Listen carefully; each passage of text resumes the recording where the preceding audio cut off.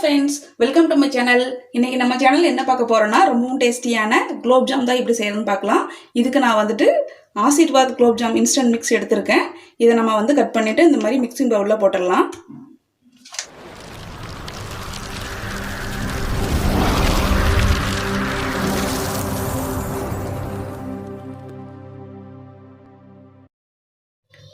நம்ம இந்த மாவு கூட பால் வந்து சேர்த்துக்கலாம். இந்த பால் வந்து நல்லா காய வச்சு நல்லா ஆறிடுச்சு. கொஞ்சம் கூட வந்து சூடு இல்லாமல் ரொம்ப வந்து கோல்டாக இருக்குது. அந்த பாலை வந்து நம்ம இதில் மிக்ஸ் பண்ணிவிட்டு நம்ம கொஞ்சம் கொஞ்சமாக வந்து மாவை பிசைய ஆரம்பிச்சிடலாம். பால் வந்து ரொம்ப அதிகமாக ஊற்ற வேணாம், கொஞ்சம் கொஞ்சமாக நம்ம ஆட் பண்ணிக்கலாம். பால் ஊற்றி மாவையும் பாலையும் வந்து இந்த மாதிரி லைட்டாக நம்ம மிக்ஸ் பண்ணிக்கலாம். ரொம்ப வந்து ப்ரெஷர் கொடுக்க வேணாம். மறுபடியும் இன்னும் கொஞ்சம் பால் சேர்த்துக்கலாம். நம்ம பாலுக்கு பதிலாக வந்து தண்ணி கூட சேர்த்துக்கலாம். இப்போ நம்ம பால் சேர்க்கறதுனால இதனோட ஃப்ளேவர் வந்து கொஞ்சம் நல்லாயிருக்கும். அளவுக்கு வந்து கன்சிஸ்டன்சி இருந்தால் போதும். இப்போ இதை வந்து நல்லா நம்ம விரலால் வந்து நல்லா மிக்ஸ் பண்ணிக்கலாம். கை வச்சு சப்பாத்தி மாவு பிணையிற மாதிரி ரொம்ப ப்ரெஷர் கொடுக்கக்கூடாது. லைட்டாக ஜென்டிலாக வந்து நம்ம இந்த மாதிரி மிக்ஸ் பண்ணிக்கலாம். நல்லா மிக்ஸ் பண்ணிவிட்டு ஒரு உருண்டையாக நம்ம பிடிச்சி வச்சிடலாம். இது அப்படியே ஒரு 10 நிமிஷம் அப்படியே இருக்கட்டும். நம்ம அடுத்து வந்துட்டு சக்கரை பாகு ரெடி பண்ணிடலாம் வாங்க. சக்கரை பாகுக்கு நான் 2 டம்ளர் வந்து நான் சர்க்கரை எடுத்துக்கேன். அது கூட நம்ம வந்து 5 டம்ளர் தண்ணி ஆட் பண்ணிடலாம். நல்லா சர்க்கரை எடுக்கிறோமோ அதே டம்ளரால் தண்ணியும் நம்ம சேர்த்துக்கலாம். இப்போ நம்ம வந்து தண்ணி சேர்த்தாச்சு. இது வந்து லோ ஃப்ளேமில் கொஞ்சம் நேரம் வந்து அந்த சர்க்கரை கரையிட்டோம். பாருங்கள், சர்க்கரை வந்து ஓரளவுக்கு நல்லா கரைஞ்சிருச்சு. இப்போ வந்து அடுப்பை நம்ம வந்து ஹை ஃப்ளேமில் வச்சிடலாம். இது நல்லா கொதிச்சு வரட்டும். இந்த சக்கரை பாகு கூட நம்ம கொஞ்சமாக நான் ஏலக்காய் சேர்த்துக்கிறேன். இந்த மாதிரி 5 ஏலக்காவை நான் தட்டி வச்சுருக்கேன். அது இதில் சேர்த்துடலாம். இதில் சேர்க்குறதோட ஃப்ளேவர் வந்து வேறு மாதிரி இருக்கும். ஈவன் நம்ம குலோப் ஜாம் சாப்பிடும்போது இன்னும் கொஞ்சம் வந்து டேஸ்ட் வந்து ரொம்ப சூப்பராக வரும். அதுக்காக நான் சேர்த்துருக்கேன். இதில் வந்து நம்ம வீட்டில் இருந்தால் குங்குமப்பூ கூட நம்ம ஆட் பண்ணிக்கலாம். இது நல்லா கொதிச்சு வரட்டும். இப்போ குலோப் ஜாமுக்கு வந்துட்டு சக்கரை பாகு வந்து ரொம்ப கம்பி பதம், ஒரு கம்பி பதம் அந்த மாதிரிலாம் இருக்கணும்னு அவசியம் இல்லை. ஜஸ்ட்டு நம்ம தொட்டு பார்த்தா வந்து பிசு பிசுன்னு இருந்தாவே போதும். அந்த ஸ்டேஜில் வந்து நம்ம வந்து அடுப்பை ஆஃப் பண்ணிடலாம். இப்போ இது நல்லா கொதிச்சிட்ருக்கு. இன்னும் வந்து அந்த பிசு பிசு வரல. ஸோ அப்படியே கொஞ்சம் நாள் வெயிட் பண்ணலாம். இப்போ சக்கரை பாகு நல்லா கொதிச்சிருச்சு. இந்த மாதிரி நம்ம எடுத்து பார்த்தோன்னா கையில் பிசு பிசுன்னு ஒட்டினாவே அடுப்பை ஆஃப் பண்ணிடலாம்.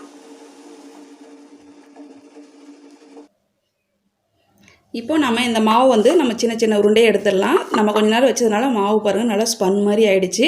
இப்போ நம்ம வந்து கையில் கொஞ்சம் எண்ணெய் இல்லை வந்து நெய் யூஸ் பண்ணிக்கலாம். வந்து கொஞ்சமாக நெய் சேர்த்துக்கிட்டேன். இதை நம்ம வந்து எவ்வளோ சைஸ் உருண்டை வேணுமோ அந்த சைஸுக்கு வந்து நம்ம உருட்டிக்கலாம்.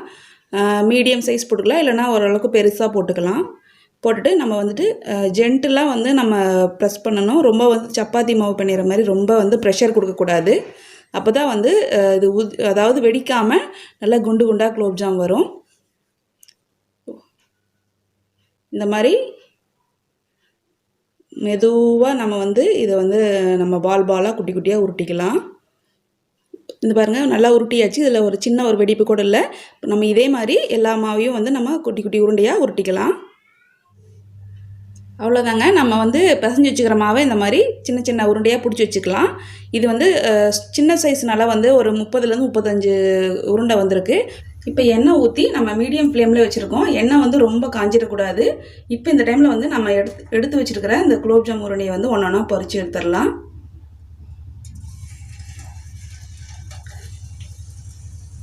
இந்த உருண்டை வந்து போட்ட உடனே வந்து அது மேலே வரக்கூடாது. கொஞ்சம் நேரம் கழித்து அதுவாக மேலே வரணும். அது அப்போ தான் வந்து கரெக்டான ஃப்ளேமில் இருக்குதுன்னு அர்த்தம். நம்ம வந்து ரொம்ப ஹை ஃப்ளேமில் வைக்கக்கூடாது. இப்போ பாருங்கள், அதுவே வந்து ஒன் பை ஒன்னாக மேலே வருது. இந்த டைமில் நம்ம வந்து இந்த மாதிரி ஒரு கரண்டியை வச்சுட்டு நல்லா ஒரு தடவை கலக்கி விட்டுடலாம். அப்போ தான் மற்ற எல்லா சைடுமே வந்து நல்லா பொரிஞ்சு வரும்.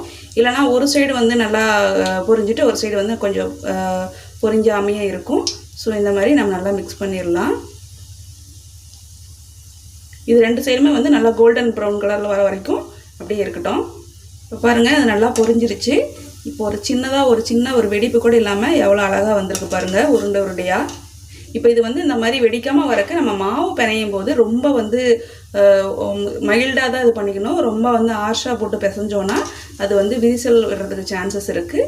ஸோ மாவு பிசையும் போது நம்ம வந்து ஜென்டிலாக வந்து சாஃப்டாக பிசைஞ்சோன்னா குலோப்ஜாம் வந்து விரிசல் இல்லாமல் நமக்கு உருண்டையாக கடையில் இருக்கிற மாதிரியே கிடைக்கும். இப்போ நம்ம பொரிச்சு வச்ச உருண்டையை வந்துட்டு இந்த மாதிரி சக்கரை பாகில் போட்டுடலாம். சேம் டைம் வந்து சக்கரை பாகும் வந்து சூடாக இருக்கணும். அப்போ தான் அது வந்து நல்லா வந்து அப்சர்வ் பண்ணிப்போம் சக்கரை பாகை. அவ்வளோதான் ஃப்ரெண்ட்ஸ், நம்ம பொரிச்ச எல்லா குலோப்ஜாமையும் இந்த மாதிரி ஜீராவில் வந்து கொஞ்சம் நேரம் நம்ம ஊற வச்சிடலாம். அதுக்கப்புறம் நம்ம எடுத்து சாப்பிட்டோன்னா அவ்வளோ சூப்பராக இருக்கும். நம்ம வந்து வேற ஒரு பாக்ஸில் வந்து நம்ம ட்ரான்ஸ்ஃபர் பண்ணிடலாம். இங்கே பாருங்கள் எவ்வளோ சாஃப்டாக இருக்குது பாருங்கள். இது வந்து சூடாக இருக்கிறனால ஜீரா வந்து நல்லா உள்ளே இறங்கிடுச்சு குலோப்ஜாமில். சாப்பிட்டோன்னா அவ்வளோ சூப்பராக இருக்கும். ஓகே ஃப்ரெண்ட்ஸ், நமக்கு தேவையான குலோப்ஜாம் ரெடி பண்ணியாச்சு. நீங்களும் இதே மாதிரி வீட்டில் ட்ரை பண்ணி பாருங்கள். உங்களுக்கு குலோப்ஜாம் எப்படி வந்துக்குன்னு சொல்லிட்டு கீழே கமெண்ட் பண்ணுங்கள், லைக் பண்ணுங்கள், உங்கள் ஃப்ரெண்ட்ஸுக்கு ஷேர் பண்ணுங்கள். மறக்காமல் ஜேகே ராக்ஸ்டார் சேனலை சப்ஸ்கிரைப் பண்ணிவிட்டு பக்கத்தில் இருக்கிற பெல் ஐக்கனை கிளிக் பண்ணுங்கள். நான் நெக்ஸ்ட் இன்னொரு வீடியோவில் நான் உங்களை மீட் பண்ணுறேன். டடா பாய்.